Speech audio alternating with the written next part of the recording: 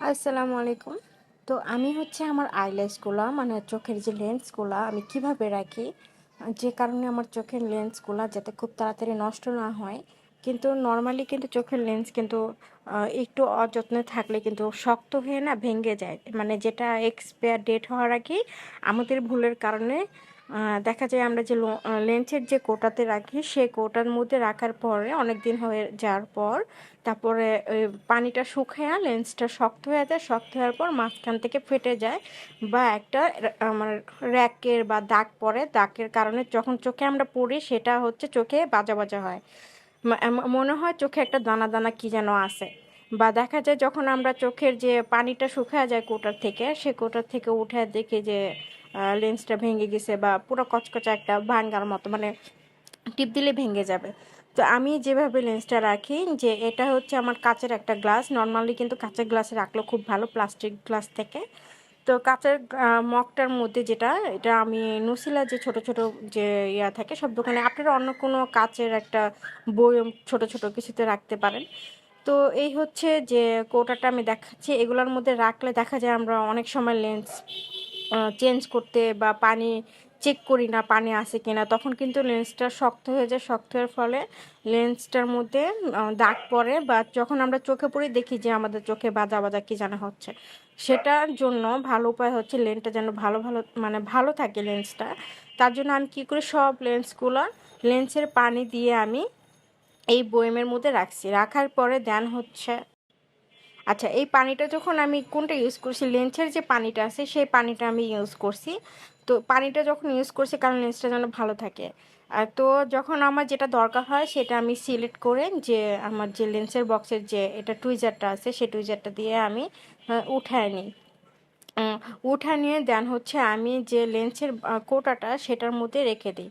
তো এই যে এই হচ্ছে পানি দিয়ে দিলাম, পানি দিয়ে আমি যখন মনে করেন যে আপনি যখন বা কোনো অনুষ্ঠানে বা কোনো প্রোগ্রামে বা বাইরে যাওয়ার জন্য যখন লেন্সটা পরবেন, অবশ্যই 3 থেকে 4 ঘন্টা আগে লেন্সটা উঠে কোটার মধ্যে রেখে নতুন যে পানিটা আছে, নতুন পানিটার মধ্যে রাখার জন্য। যখন আপনি লেন্সটা পরবেন দেখবেন চোখ থেকে চোখটা জ্বলবেও না, চোখটা ব্যথাও করবে না, কোনো খারাপও লাগবে না। তো এতে কি করে হয় যে মেকআপ করার আগে চোখটা জ্বললো না, মানে পরিষ্কার থাকলো বা ইজি ইজি লাগতেছে, খারাপ লাগতেছে না। তো এটা হচ্ছে মেন, মানে মেন উদ্দেশ্য আমি যেটা যেটা আমি করি। আর লেন্স কিন্তু মিনিমাম যখন আপনি কিনবেন বা প্যাকেটটা যখন খুলবেন মিনিমাম 6 থেকে 1 বছরের মধ্যে ইউজ করবেন।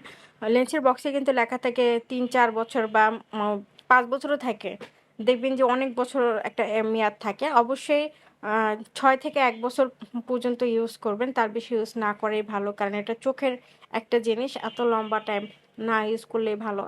তো যখন আপনি লেন্সটা পরবেন তখন 3 ঘন্টা আগে এইভাবে কোটার মধ্যে আপনি যে লেন্সের পানিটা বেল্লা পানি, সে পানিটা আপনি দিয়ে ঢেলে 3 ঘন্টার জন্য প্রিপার করে রাখবেন। যখন চোখে লাগাবেন চোখটা জ্বলবে না, ইজিলি আপনি মানে খুব ফ্রেশ একটা ফিল হবে, যে আপনার মনেই হবে না চোখে আপনি কিছু একটা দিছেন।